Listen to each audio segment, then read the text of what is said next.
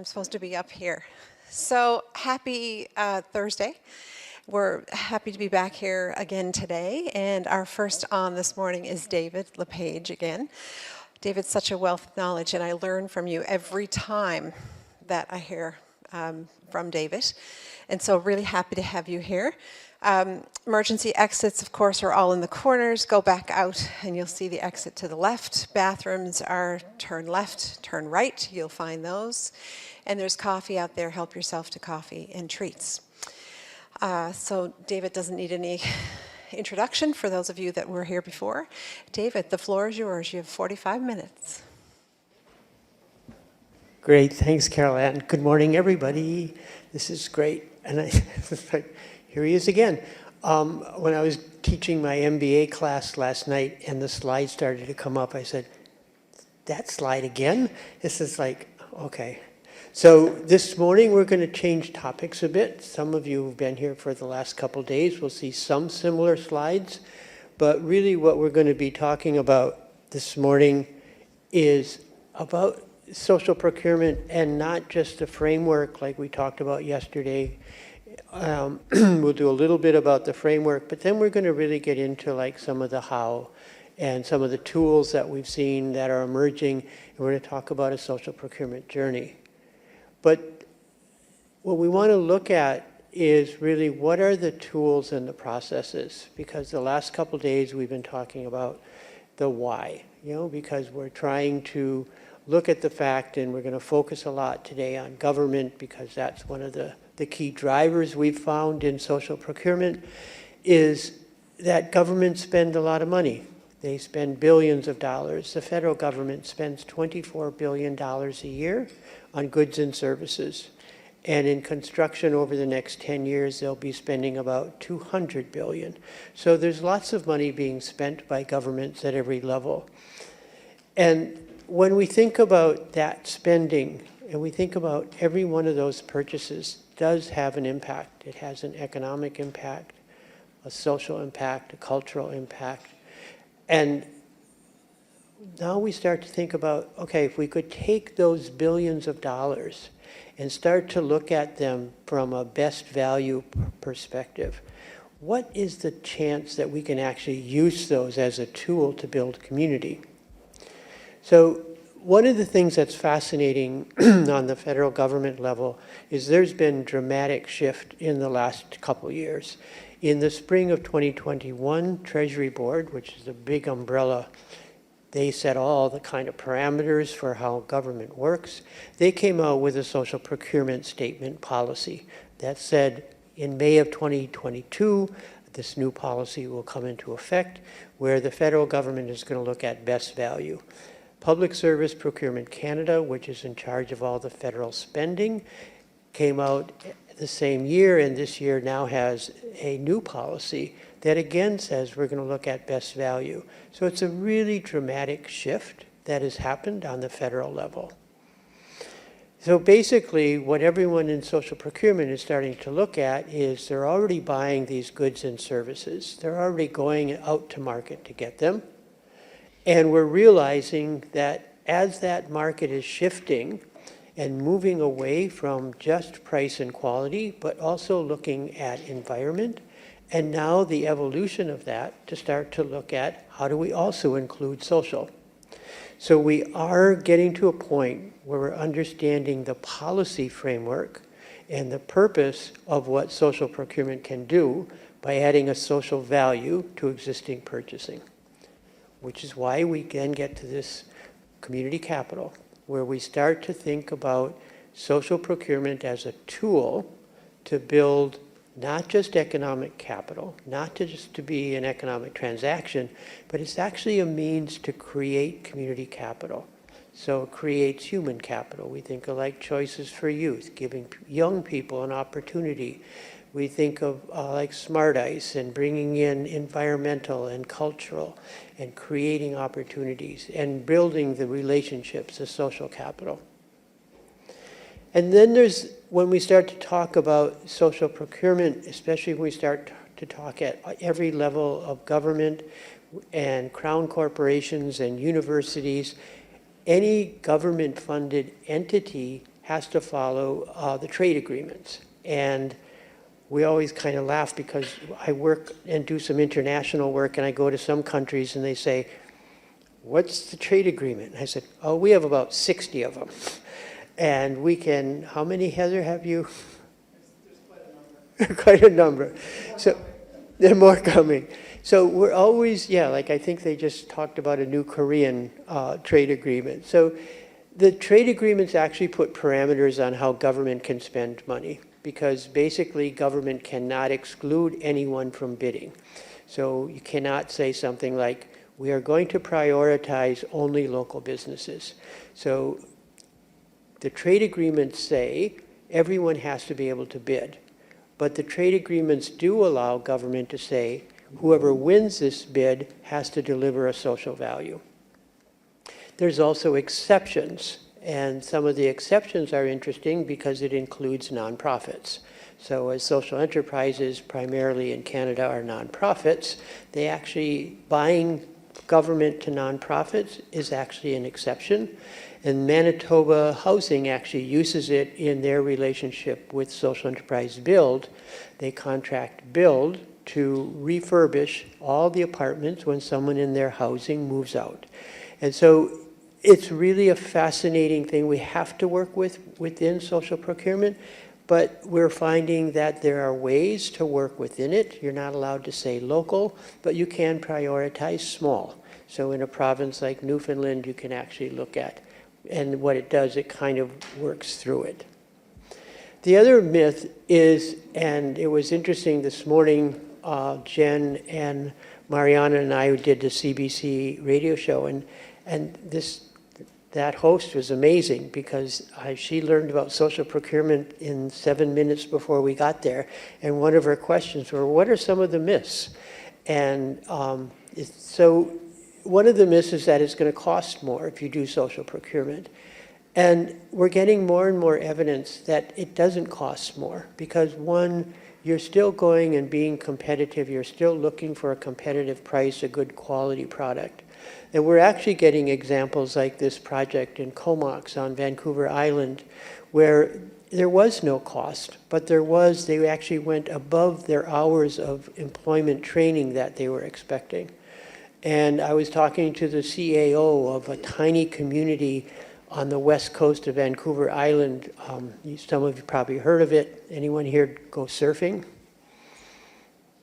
Nobody surfs. Oh, Tofino, right. So I was talking to the CAO in Tofino, and they had a big project, and it went over budget. And he was like, oh. And we asked the contractor to do some social procurement. And so I had to go to him and say, did the social procurement put us over budget? And he said, no, actually that part saved us money because you introduced us to some local suppliers we could use. You introduced us to a local indigenous construction company that we could subcontract with. And I didn't have to bring those people from away to do that work. So the social procurement is not about costing more, it's actually sometimes saving. And then the other myth is that you're going to get lower quality. And just go taste the muffins. You're not going to get lower quality. Those are great. And because we're still, especially on larger contracts, we're still going to competitive bid. And price and quality are still going to be highly weighted and evaluated. So on a competitive level, social enterprise sector has learned this is not about charging more or providing less quality. It's really about creating being competitive in the marketplace. And that leads us to, oftentimes there's not a social enterprise when we go to market. So how do we start to look at this concentric circle model, that if we can't find a social enterprise, can we use a local business, an indigenous business, a women-owned business? Can we look regionally? And the impact of this kind of concentric circle model is proven in purchasing over and over again. When people are asked to do this, they make the effort, and we find out the evaluation at the end is they actually met new suppliers and they got the quality and the price they needed. When we look at social procurement, we kind of break it down because when we started this process, people would say, well, what are you going to measure? How do you measure this? And we kind of determined there's pretty much 4 core things we can measure. We can measure the economic opportunities that have been created, and that can be measured. We can look at the employment and the training opportunities that have been created, and that can be encouraged and it can be measured and reported. And then we look at the supply chain and who's in the supply chain, because especially we do a lot of work with construction businesses, and most general contractors only do maybe 10 or 15% of the work on site. It's all subcontractors. Or a government will say, we can't do small contracts, we can do one big one. And the big one is going to use subcontractors to do all the work. So as an example, the federal government has one contract to clean all their buildings across the country. Nobody at BGIS picks up a broom, but somebody does clean all the federal offices in rural Newfoundland, Labrador. And then we look at the apprenticeships, the training, and we look at community development, all the things that happen around a project or as a result of the multiplier effect. So we can start looking at things that can actually be the metrics, like how many hours, how many contracts, what did our suppliers look like, and those are easy things for the person who wins the bid to report on, because all of these things are things they keep track of. They know who their suppliers are because they send invoices out and they contract with them. They know who their employees are because they pay them. So they really can keep the records and report back. And in social procurement, we look at 2 pathways because the tools and the mechanism kind of change. And we're going to focus today mostly on goods and services, but the other pathway for construction, major construction and infrastructure projects is through community benefit agreements. So on the one hand, we have the purchasing of goods and services and smaller construction, and then the other model, the community benefit agreements for major construction. So what we've designed at BiSocial Canada is this journey. And the journey sort of looks at all of these elements. So we're talking about learning and policy and testing and leading and measure. And it took us a long time to come up with this diagram because everyone wanted to know, what is the path? What is the line that I need to follow? And we realized this is not a straight line. There is no linear process to develop social procurement. And so we tried to create more of a journey, and we'll talk a bit and go through some of those components. So in terms of implementation opportunities, people start to say, well, how can I do this? And there are things, like we talked about the trade agreements. All of the trade agreements have what are called financial thresholds. So under a certain amount, you can actually just purchase without being competitive. You can just decide who you want to contract with. We'll talk about social value weighting and putting that into bids. Large contractors have supply chains. Unbundling, which is when you take a big project and try to find pieces that you can pull off. Community employment benefits are the federal model for community benefit agreements. And then the community benefit agreements. And community benefit agreements are usually between community, a developer, and the government to say, we're going to be doing a big project, a big construction project, building a bridge, building a hospital. What can we do intentionally, and what will we measure and report on? And what will the contractor actually be legally bound to do? So it's a way to leverage social value out of major construction and infrastructure. So one of the things that's really fascinating is how social procurement is trending. It is amazing for us to watch how governments, institutions, and organizations across Canada, we're working, we talked about what the federal government is doing. We look at what provinces are doing, like what's going on here in Newfoundland, Labrador, to look at social procurement in British Columbia, Manitoba housing. municipalities, but also the private sector. We're working with over a dozen construction companies right now. We're working with the University of Toronto. If you look at York University, an amazing social procurement initiative, they've created a portal for vendors to come in to be identified. And they've just made it open source and said anyone can use our portal that's in the Greater Toronto area. So really this kind of thing is happening, and it's trending upward.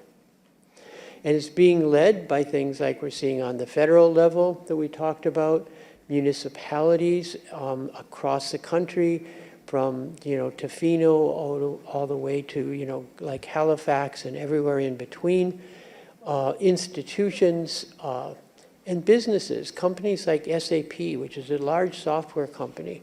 SAP has said 5% of their purchasing is going to be coming from social enterprises by 2025.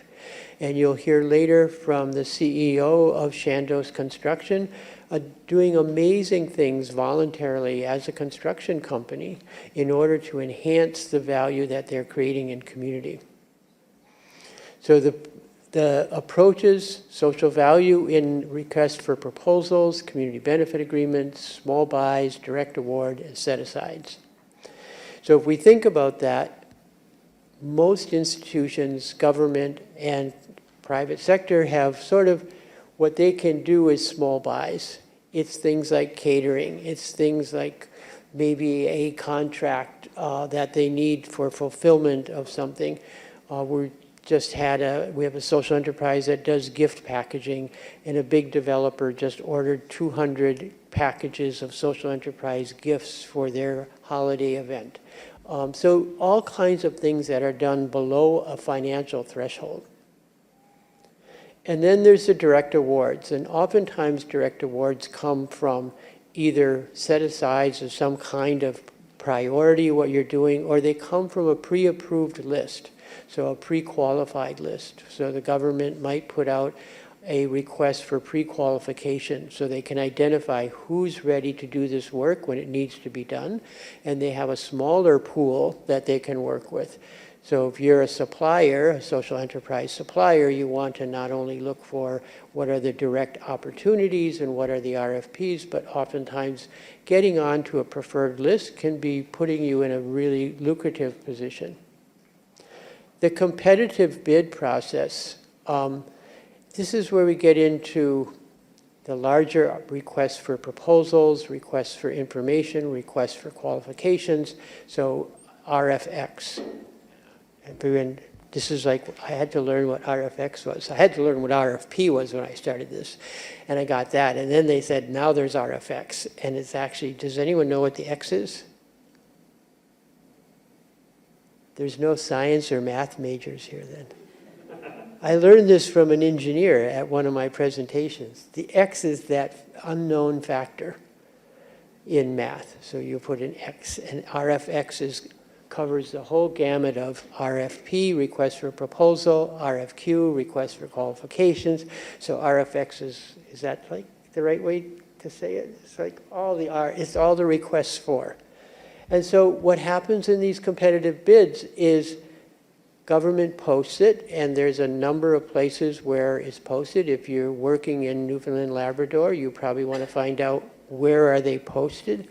The federal government has just launched a new website, Canada Buys, where you can actually go in and identify what the product is that you sell and identify all the opportunities, and then they send you an email every time there's an opportunity that fits the product or service that you want to sell. And then there's now the social procurement, the procurement PAC, Procurement Advisory Canada, out of the federal government. They used to be the Office of Small and Medium-Sized Enterprise. They've really shifted from being more information to be very actively supporting small and medium-sized enterprises in how to respond to RFPs and how to identify opportunities. So they're really being quite proactive to encourage small businesses, medium-sized businesses, diverse-owned businesses, social enterprise to compete. The trade agreements, we talked about, there's all kinds of them. And again, they all have thresholds.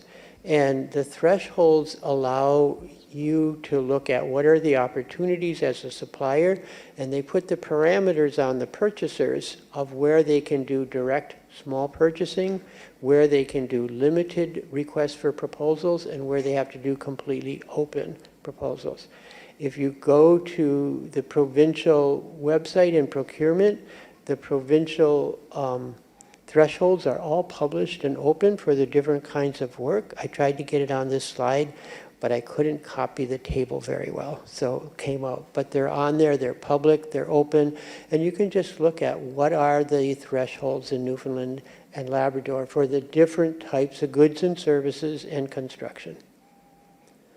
So one of the things that we produced a few years ago was a social value menu, because people wanted to know, how do I do this? And so we were getting people say, I want to do social procurement. So we created the social value menu. And the social value menu kind of is based on this model that we use when we work with institutions or with governments or with private sector.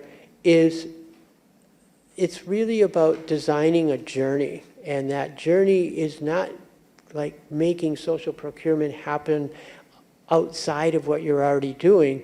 It's really looking at what are your existing goals? What are you trying to achieve?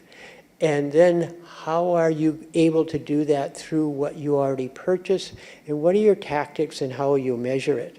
So it's pretty much a path that we can design to take people through the journey. And so the 5 steps, we'll go through them quite quickly because it gets a bit complex, but you can go back and look at them. But it's basically, what are we trying to achieve? What are the desired outcomes? How do we incorporate that into our weighting, into the bid process? How do we evaluate bids? And then what are the measures of how we're going to measure that and report on it? So one of the things we always start with when we work with an organization or a government or a municipality is we go and we look at every document they have that says this is what we're trying to achieve. So when we worked with the city of Calgary, they had all these different things that they had passed at council. They had the One Calgary, they had Calgary 2020, they had the triple bottom line policy, they had Imagine Cal, they had White Goose Flying. They had all these documents that said, here's what we're trying to achieve. We said, okay, let's take all those documents, put them up against what social procurement can achieve, like employment and training, and look at the opportunities. So how can we use your existing procurement to actually achieve the goals you've already identified you want to have? So it's not like coming in and saying, let's set new goals, or let's look at buying things you don't need. It's really, no, this is what you said you want to do as a community, and this is what you said you buy. Where's the match? And so we really did the same thing like with the municipality of Wood Buffalo. And this is kind of fascinating because when you talk about rural and remote, I don't know if you know where Wood Buffalo is, but the largest member of the municipality is Fort McMurray, which has a few thousand people. But a lot of the 17 partners or members or villages and communities are small indigenous reserves or small settlements in northeastern Alberta. And Wood Buffalo is actually the second largest geographic municipality in Canada.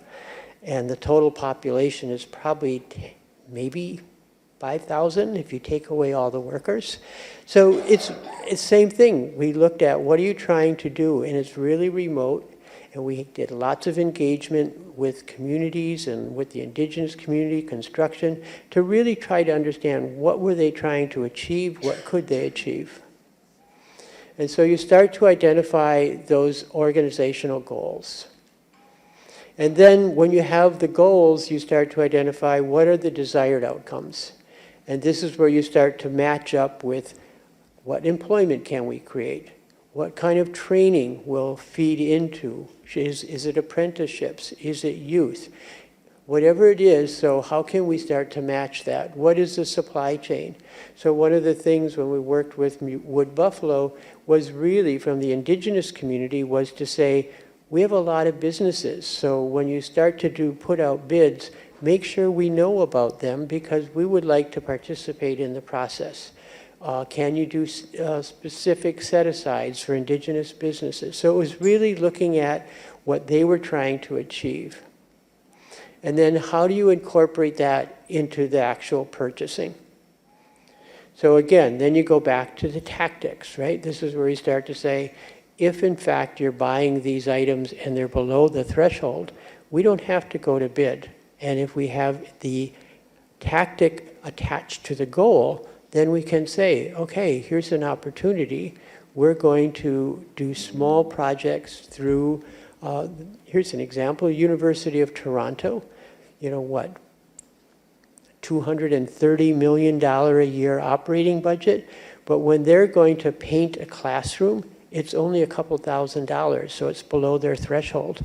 And in their social procurement, they now started to pilot working with a social enterprise building up, and another one, Blue Door, who are social enterprises who do light construction and repairs.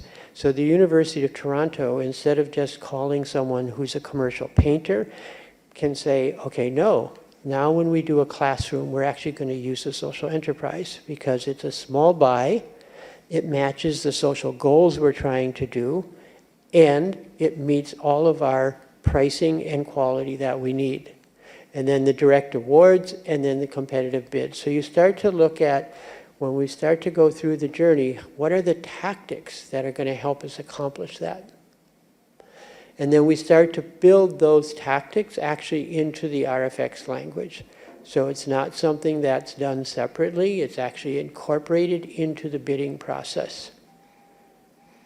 And this is where one of the things that we've created that we've used a number of times now is a social value questionnaire. And so the social value questionnaire goes on every RFP that goes out to look at what's the value that the business is going to bring to this bid. So if we're going out for a bid, and let's say we're looking for cleaning, and we go out, we say we need this much square feet of cleaning, we need it done at these times, we do all the quality things, we put in the RFP, the quality, we put in the parameters, we ask for a price, and then there's a questionnaire attached, and the questionnaire can evaluate things like, are you a small business?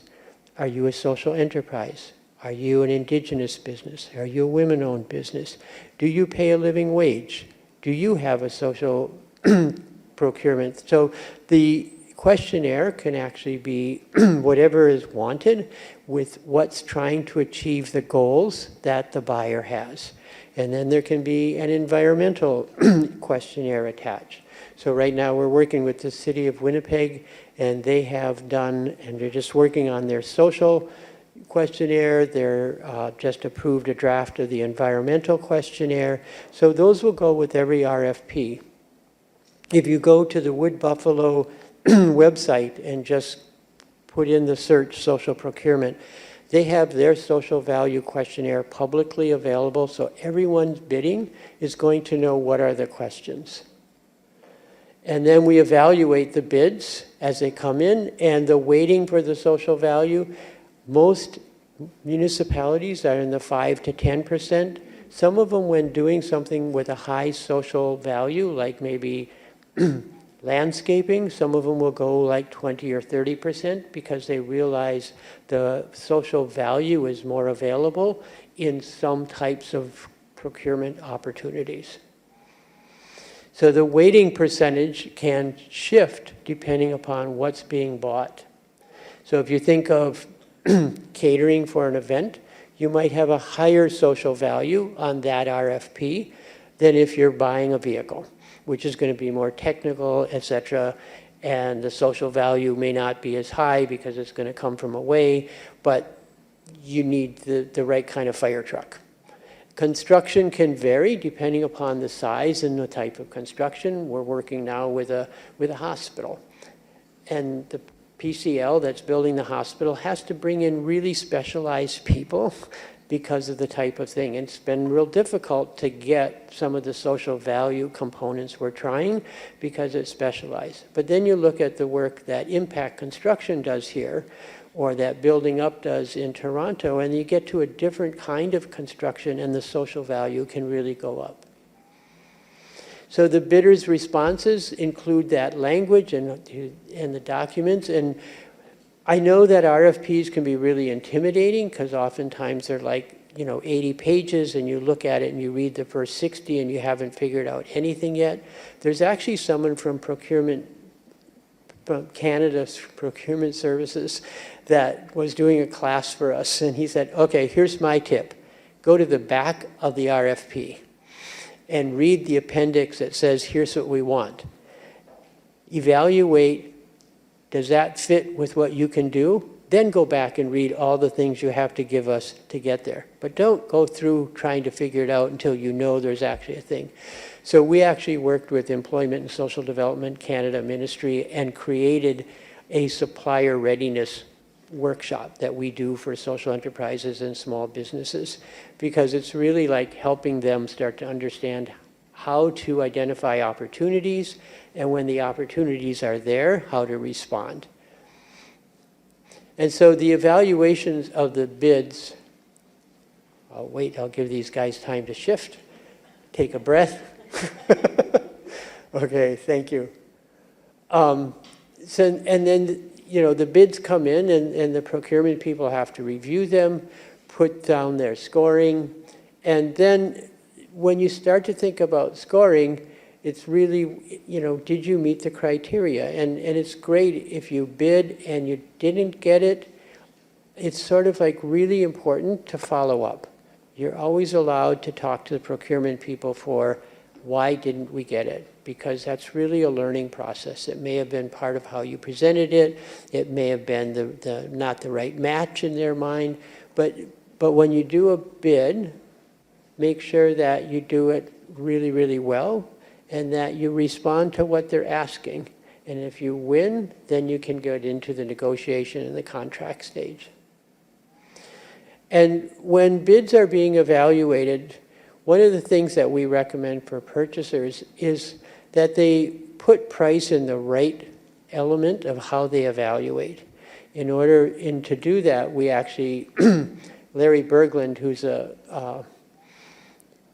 I won't say retired, he would get upset, semi-retired procurement person who's worked in this space for a really long time. And anywhere west of Ontario, if you say Larry Berglund in a procurement meeting, everyone has taken a course from him. And Larry designed this model that he's promoting, and it's really looking at best value by putting price as an element weighted against the score of the other elements. So you're kind of putting it on a unit price. So lowest price isn't necessarily best value when you put it into relationship to the score for social, environment, and quality. And then the last thing is establish the metrics and the contracts reporting. So one of the things about social procurement that when we started this process, people said, but how are you going to measure it? And we were like, because it'll be good purchasing. And they were like, no, that's not good enough. We needed to come up with metrics and ways. And that's why we came up with the employment, the training, the supply chain, and all of those things can actually be measured and reported on. So you start to think about who got the contract. You start to think about who was employed because they got the contract. You start to think about how many social enterprises were involved in not only the contract, but in subcontracting. You start to look at how many Indigenous and women-owned businesses. And so what actually some of the reporting tools we use in community benefit agreements, every month, all the contractors and all the subcontractors, when they submit an invoice, they have to submit their social value outcomes for that month as well. So they have to report on who were their subcontractors, were any of them meet this criteria. There are some companies that for their own internal purposes are actually voluntarily getting employees to self-identify for, are they an Indigenous employee? None of that can be asked openly, but it can be asked internally and kept privately. So there's lots of information that can be gathered without making it super onerous or too onerous on the contractors, because most of these things they're going to keep track of, but no one ever asks them to report out on them. And when we worked with the city of Calgary, and Mariana is around, Mariana was really instrumental in helping the city of Calgary come up with their questionnaire and how to weight it. Because what happened in Calgary, they wanted to do things like support small businesses, because in Calgary, where there's all the oil and gas headquarters, every time the price of oil went down, many family-owned businesses collapsed because the economy went down, the small businesses went down. So it was really important for them to, how do we start to encourage these things? How do we encourage a living wage that we're contracting with suppliers that are paying a living wage? And so they now attach a social value. In Calgary, it's called a benefit-driven questionnaire. And that questionnaire is the same questionnaire on every RFP. And then they collect that data. And what's fascinating is the data collection then shows them not only who won, but it's actually showing us who bid. So if they're trying to get more small businesses to bid, they can actually watch the change or evaluate the report of who's bidding, because council wants to know not just who won, but what's the value. And what's fascinating to watch, as they've now done it over a year, is that some companies who bid regularly have improved their score in the social value, because they say, oh, living wage, we can maybe, if we fix a couple people's salary, we're going to get certified living wage. No one ever asked me if I was indigenous owned and gave me a point for that. So I'll go get certified to do that. No one ever asked, am I a social enterprise? So we're actually seeing people improve. No one asked, do I have a social procurement policy internally? I can create one. I can start to build that value. So what's fascinating, with 160 bids, 53% of the contract awardees were the highest score on the benefit-driven procurement questionnaire.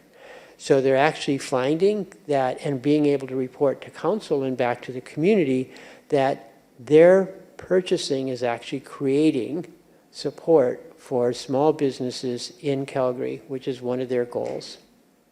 And they've got now $358 million of contracts that have been signed that have those social value components into them.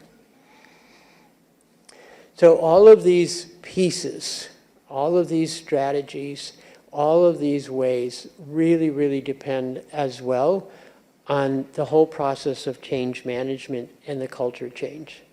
Because Peter Drucker has this great phrase of culture eats strategy for breakfast. So whenever we work with an organization or a government body, we make sure that we're looking and paying attention to the change management component, to the culture shift, because it's a shift for procurement people to start to understand their job has much greater value than just writing proposals and evaluating and writing contracts.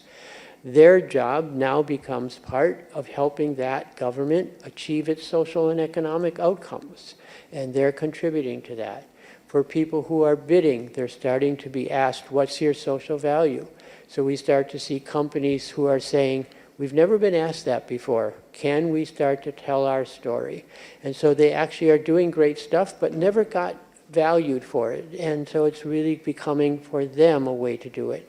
But we're also finding out, especially on the municipal level, where social procurement is successful is when there's collaboration of community, government, and suppliers in the private sector. So we look at, like, the city of Winnipeg, an amazing process of the Chamber of Commerce, the Construction Association, the local Community Economic Development Network, which represents the community partners and all the social enterprises, and government being willing to work with them on both the council level and the staff level. And a few months ago, when their social procurement policy was up for a vote from council, there were 8 social enterprises who led the testimony before city council. And city council said, we've never seen this kind of engagement on this kind of a policy. But it really came from community in partnership with all the other areas. So when we think about this journey, it really is about learning, it's about creating policy, it's starting to do pilots, so we learn from the pilots. Doing pilots is part of the process of changing culture and learning together. We also start to measure, and we can't underestimate as well the need for leadership, because what we see in success is someone's driving this, whether it's the head of procurement, or it's a council member, or it's community. There's leadership that somebody is saying, here's where we're trying to get to, and let's bring people together and collaborate, learn together, and move in that direction. On our website at Buy Social Canada, all of our materials are open source, so anyone wants to download them and use them. They're the beginning, a guide to social procurement, and then social procurement in construction, social value menu, and supplier guide to social. So we really try to support an ecosystem approach to social procurement, because we realize it's not just the purchaser, it's not just the supplier, it's really supplier and purchaser working together to achieve common goals to build a healthy community. So I think we, Carol Ann, probably have a few minutes for discussion. Any questions, comments, additions? You guys probably have great stories to add. It's always, this is like either first thing in the morning or first thing after lunch, right? I know, This not is enough like, coffee. okay. Yes, Josh. Good job. I'll have questions. I'll take the mic though, because for the online folks. I think I'm thinking specifically to our context here, where we have a lot of very small municipalities. So we don't have regional municipalities the way Wood Buffalo is. So like in our context, most of these small communities of a couple hundred people would have their own all volunteer town council. Probably, if they have paid staff at all, it'd be maybe one part-time town clerk kind of role. So I'm thinking about how to make, where there are opportunities at that level. In small communities that are really close-knit but don't have a lot of administrative capacity within the municipal government itself, to make these kind of things happen. You might want to look at the model of the BC Social Procurement Initiative, so bcspi.ca, and that was created with exactly that. A little bit bigger communities, because Victoria was involved in the beginning, but one of the first communities was Cumberland, a few hundred people. Municipality that used to be like coal mining now is trying to become the trail bike headquarters of the world. Huge transition, small community, and Tofino was part of that, Port Hardy on the very, so they started on Vancouver Island where they had some geographic, coalition around them, and none of them could do it by themselves. So they all said, okay, and there's a fee in British Columbia that all municipalities pay to be part of this group. And they said, let's just use that as our fee basis. We will match that because it's based on population, so tinier ones pay like a couple $100 and the bigger ones pay a couple thousand. And they got together and said, let's start building tools and resources and learning that we can share, because none of us can do it our own. So they created this coalition. We were part of winning the initial bid, partner with Scale and with the Vancouver Island Construction Association. And then when that was successful, the province actually came in and then supported it to be taken to municipalities across British Columbia, because the same thing, no one has the resources to basically do it on their own, but when they have access to a set of tools and resources. So the city of Squamish passes a really good social procurement policy. That goes into the resource tool. So the next CAO, she doesn't have to rewrite or start from scratch. She said, I'm just going to take language from there. Somebody else has a good RFP for a thing. Comox does a case study on their project. So that sharing and that coalition really became what was critical. So you kind of create that kind of common service. And so the initial part is finding that investment in that coalition building. But when you start to look around how many tools already exist, you don't have to start from scratch anymore. I mean, this was like 4 years ago, and we were like, there are no case studies, there are no examples. Now we've got all kinds of amazing examples. I was speaking last week to the leadership group from Port Alberni, a few thousand, residents that live there. Port Alberni in 1965 had the highest per capita income of any city in Canada. They had fishing, they had logging, they had 2 mills. Now they don't, I don't think, they might have 1 shift at the mill, no fishing, no logging. And so they're reinventing themselves, and social procurement is becoming part of, we're spending money, how can that money help us achieve our goals, as opposed to just being, that's an expense. Because we often think about procurement as an expense, not as a value generator. In the smaller communities, every dollar is going to be important. So if you're going to spend $1, let's spend the dollar not just to get what we need, but to achieve the goals we're trying to do as well. Any other questions for David? I know one thing, this time next year, we all need to be at the municipality's Newfoundland and Labrador conference, which just started this year, to be able, it's just started yesterday, I think it was, to be able to pitch, right? So we need to get in front of these people. And they're in Gander right now. And that's so important, because the real successes we have seen across Canada and internationally came from community. They didn't come necessarily from city staff or something. In Calgary, it was Momentum, a CED organization, and the small businesses that went to council and said, can you look at this? And council said, okay, well, if you think it's important, we'll look at it. And they put out a small RFP for let's get in a consultant to help us look at this. And then it grew from there. In Winnipeg, it came from community. In Ottawa, they just 2 days ago signed a community benefit agreements between the Ottawa Community Benefits Network and Ottawa Housing, right? So anything in the future is going to have, that came from community. And this is what we've seen where the success is where community is saying, and you look here, and you're like, this morning we're on the CBC radio, and you're talking about all the social enterprises and all the small businesses, all the resources that exist here. And so it's really kind of natural to me that the next step is social procurement in multiple ways, Josh. Small communities coming together.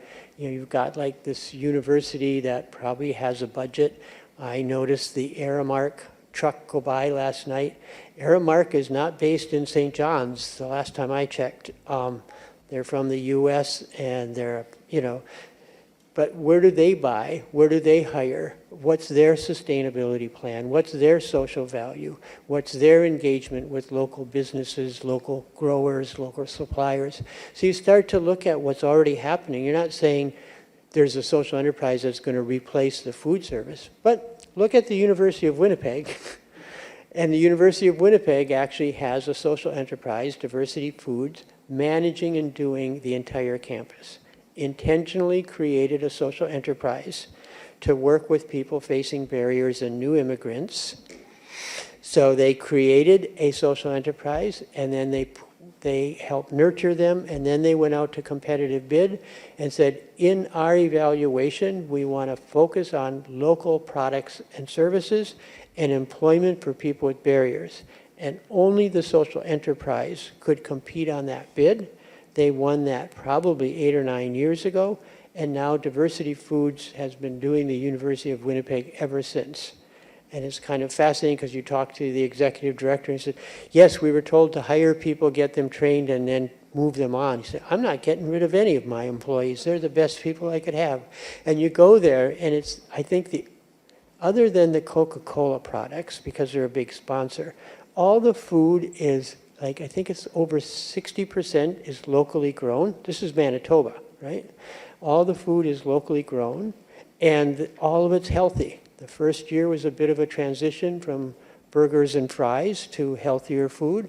But it's pretty fascinating. They've really changed the whole culture of the campus, the engagement.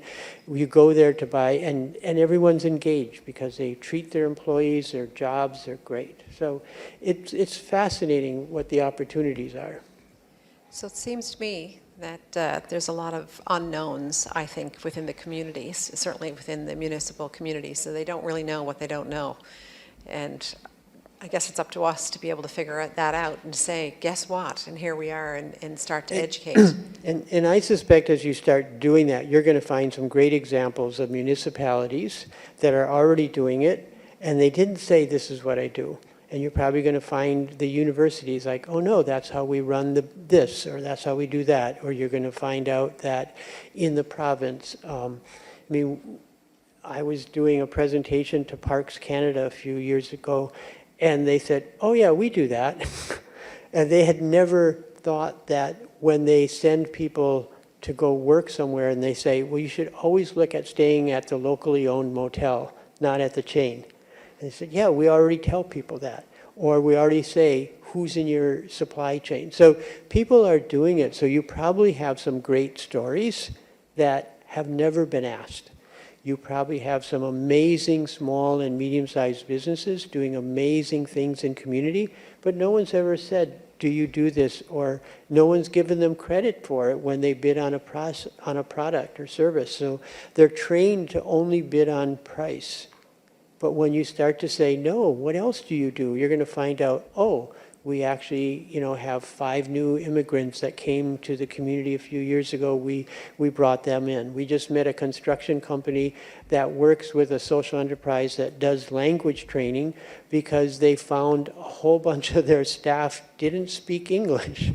And so how do you do safety in a construction business, which is required if your employees are immigrants and don't speak English? Like, oh, we hire a social enterprise to come in and do classes and do training. So there's lots of amazing things going on that would probably give you a solid foundation of what to build on. Yeah, that's a good point. So I know with Smart Ice, for example, we work predominantly in Indigenous communities across Canada, and we try to do as much procurement as we can in community. And so instead of buying it in St. John's and shipping it up, which Canada Post, of course, is making the most money on that transaction, we do realize that there's some things you just cannot get in community, but whatever we can buy in community, we have a purposely thinking about, okay, what can we actually do in community? Because it really does make a difference to these rural, remote, northern communities to have as much money spent in there. Yeah, the money's going to be spent. Yeah. Once again, what's that multiplier and ripple effect that we can create? And not just the economic multiplier, but the social ripples, the cultural ripples, the training. And so when you start to look, and I see what you guys are doing, and it's just amazing work. You just need, I think, to tell your story because it's happening. It's not like it's, brand new here. I've seen it grow over the years. All of you have. And we know what the potential is with intentionality of taking it forward. I think the coalition you formed is an amazing step. Again, something that's really from your community. It's not something that's very common, right? So you're working in collaboration to create opportunities. And I think that gives strength to the notion to potential buyers to say, well, how do I find the suppliers? You say, call us. And so you've already started to build the strength of an ecosystem that will allow the success of social procurement.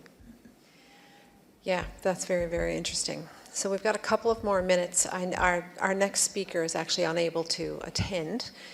So we can either have a couple of minutes and put David on the hot seat if anybody's got some real quick questions, because he might be able to answer them quickly. Maybe. I don't do much quickly. Ask my staff. I don't answer questions quickly. I know that we have just developed our own procurement policy, and so as I was listening to all this kind of stuff, we need to walk the walk, right? If we're going to expect people to buy from us because we do what we do, then we want to turn that around and make sure that we are buying from other social enterprises.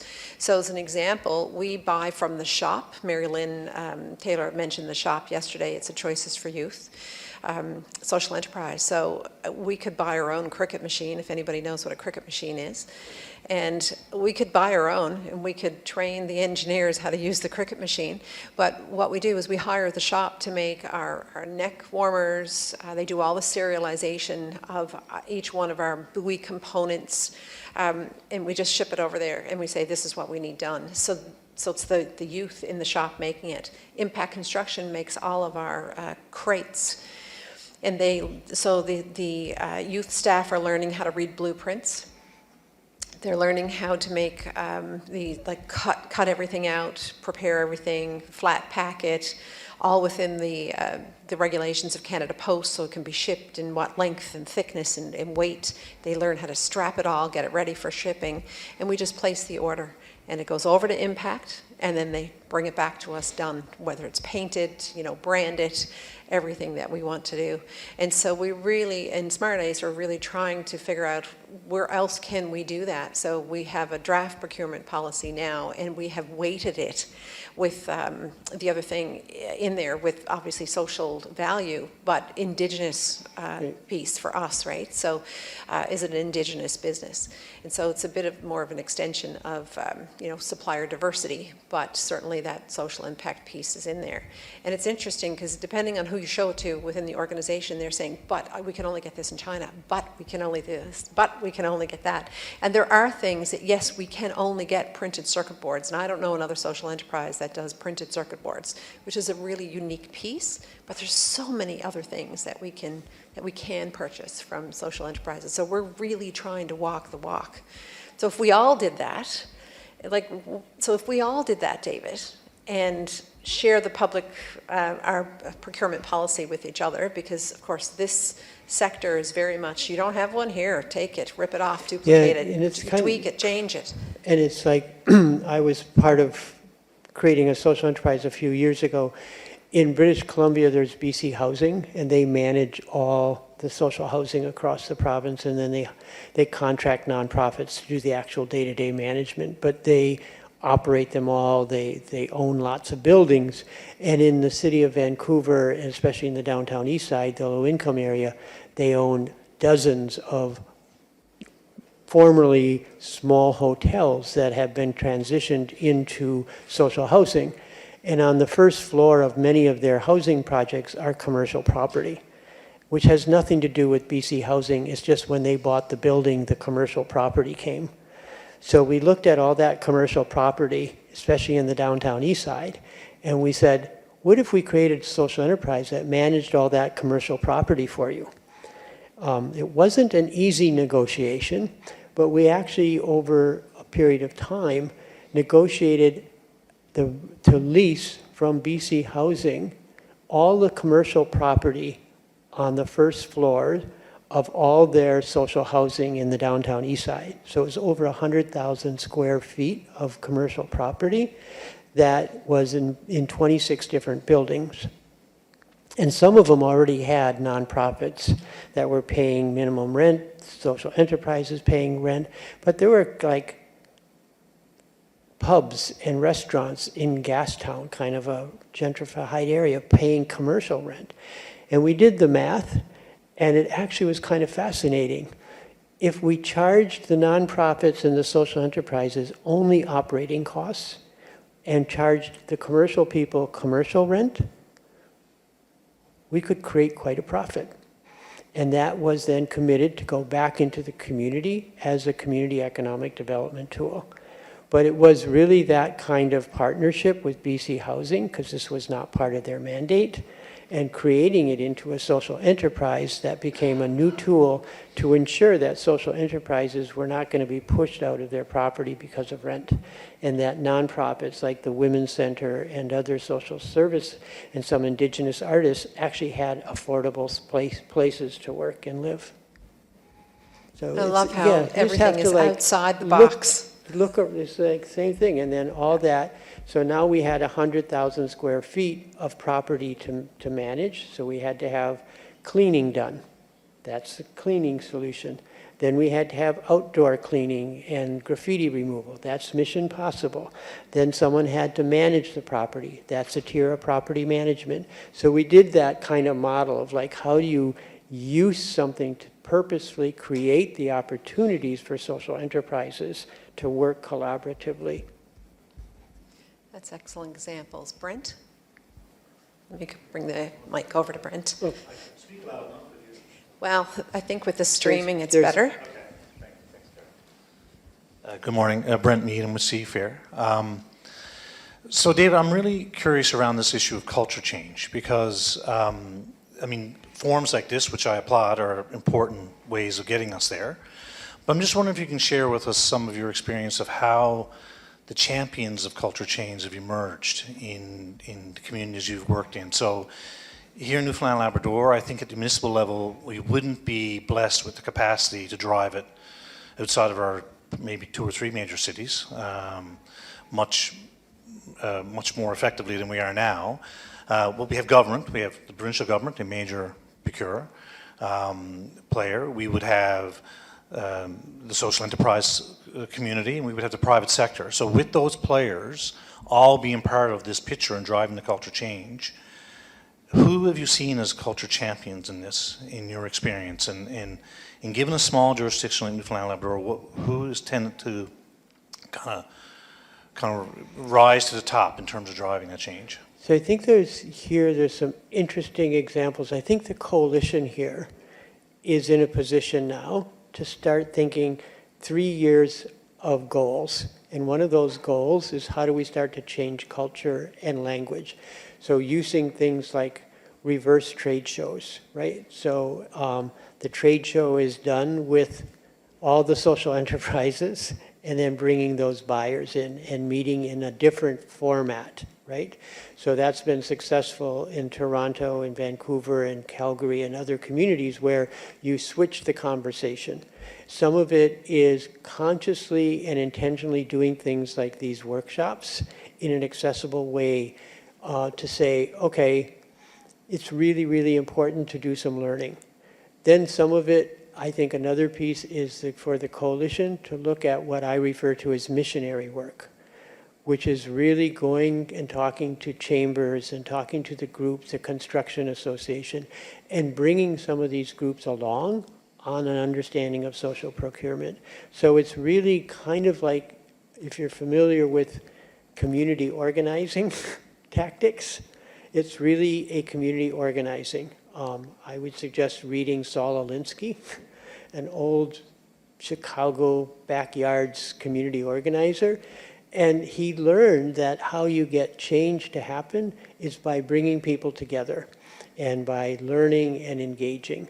And I think if the coalition can think of that's one of their missions, and how do they bring like Seafair together to talk to small businesses? How do they bring, new finance models to talk to, traditional banks? And how do they create that table for conversation? Because that's really where I see the change happening, right? You see people sitting at a table. When 2017, when now Minister Husson was a member of Parliament, and he introduced the first social procurement legislation federally, and I was asked to come and speak to Parliament on that bill, and next to me was the head of the Canadian Construction Association, and next to him was the head of the trades and the training group. And I said, I think this is great, our big breakthrough, I thought. The guy next to me said, I think this is terrible, but we're progressing as an industry. I heard about corporate social responsibility last week, and I'm going to bring it to the attention of my association. And I said to myself, you heard about CSR? It's 2017. So they were in a different world. 6, 7 years later, they're partners. Do you know what I'm saying? We had to convince the construction industry that social procurement was in their best interest. We had to change our discussion to explain to them the business value of social value. And they started to say, oh, we're 300,000 employees short right now, and half of our employees are going to retire in the next 5 to 10 years, we better think different. So we had to change, and this is where it becomes the Newfoundland and Labrador designed model. Like you said, we've got some leaders, bring them together, right? So bring the leaders together, tell some stories. I mean, some of the things that are going on are great. Use those stories to bring more people. Share the value that's being created. Talk about the stories that, like, Smart Ice is known internationally. This is like one of the most amazing stories you'll ever. I was in Nunavut in September talking to community economic. They all know Smart Ice. Do you know what I'm saying? When we talk about Stella's or Choices for Youth, people know these social enterprises across the country and internationally. You've got some amazing stuff. Tell those stories. Do you know what I'm saying? You've got, things that are going on in community. And I think that's where people don't see it so much as a confrontation or a huge shift. They start to understand the value. But it is, I think, education and collaboration are really, really foundations to getting people to start to understand that this is in the community's interest. And I've never met anyone who's opposed to building healthy communities. No one's ever talked to them about what are some of the tools, and what they spend is another tool. Yeah, you're right on. It's sort of like, someone said, well, what's a good business? We're only good. I don't know anyone who gets up in the morning and runs a business and said, I think I'm going to go exploit some workers today, and then I'm going to rip off some of my customers, and at the end of the day, sit down and celebrate what a great day. No, they all go and they say, I hope my employees have a good day, I hope I get a good business deal, and I hope I contribute something.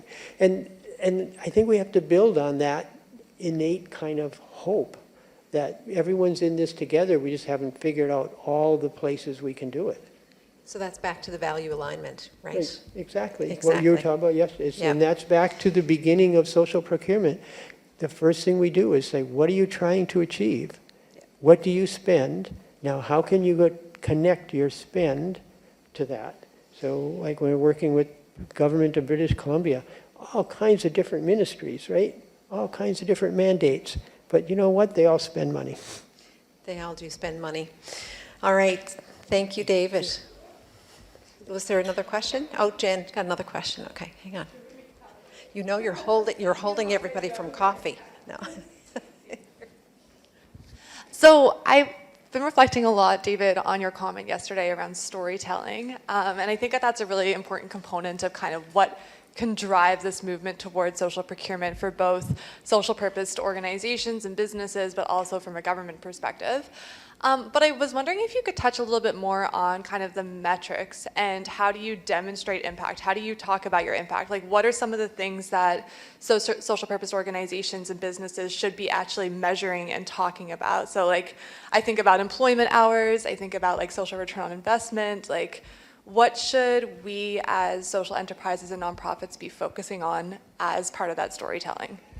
So I think the storytelling is the true life stories. Like when we hear about a person facing, like the other day I was talking to someone at a social enterprise that does junk removal, right? And the story they were referring to about how an individual struggled, left, came back, was dealing with all kinds of different issues around addiction and really lots of complex issues. And they stood by them, and now that person's a lead and is getting a professional truck driver's license, so they're going to be a lead. They're never going to leave the company because that company provides them support that they would never get anywhere else. So that's a human story. But they can track. So if you go to Clean Start's website, they actually then track how many hours do they provide to employees who face barriers. And they keep that on as a record. They also keep track of how much material they divert from the dump, right? So how much do they, so it's really what are you trying to do? So like with Choices for Youth, you start to say, as you already do, you track hours, Although every hour translates into financial value for those employees. Every time that a young person no longer is visiting or using other services is another value that some groups, you've got all of that, and I've heard you tell those stories. So part of it is learning who your audience is and who wants to hear what, right? If it's a bid, they may not care too much about your social return on investment. But when you're talking to a ministry about doing social procurement policy, social return on investment, the value created every time a youth gets paid $2 and it's worth $3 for the government, that's a message. That may not translate to an RFP. So the storytelling for me depends on who the audience is. Like I work a lot with one assistant deputy minister on the federal level, and she said, just send me videos. Anytime you have a 2 to 3 minute video, send it to me. Because I send briefing notes every day up to my deputy minister. Every time I send a video, I get a response. And I don't always get a response on every briefing note. Because they get... So look at who you're trying to gear your story to, and then change the story. And the metrics are there. What's the story around the metrics? If you're putting in a bid and there's a social value, those metrics are going to have to match who's trying to buy and what they're trying to achieve.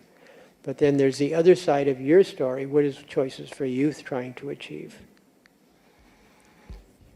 Yeah, great answer, David.